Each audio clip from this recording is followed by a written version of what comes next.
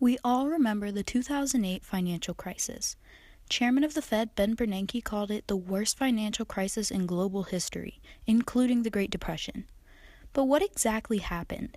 This crisis can be hard to understand for anyone who isn't well versed in financial jargon or investment banking lingo. This is the crash course version of everything you need to know to understand what went down. So in 2008, federal interest rates were super low. This meant that banks could basically borrow money for free. With all of this new money, banks were in search of something to buy. And the hot new thing on the market was people's mortgages, because lots of people had them and there was a ton of money to be made. There are three major players in this system: the lenders who gave the loans, investment banks who bought, packaged, and resold these loans, and rating agencies who told investors how safe the loans were.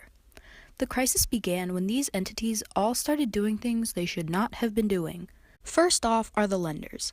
The demand for mortgages was super high, but lenders had already given loans to pretty much every qualified homeowner in the country. So in order to create more supply of mortgages, they began giving loans to people they knew could never pay them back. Lenders didn't really care if the loans could be paid off or not, because once they sold off the loans to the next buyer, it was really no longer their problem. Investment banks bought these subprime loans and manipulated them to make them seem way safer than they actually were. Rating agencies then continued to give these loans glowing ratings, either because they were unaware of the danger or because if they didn't, they would lose money from investors going to their competitors in search of a safe rating.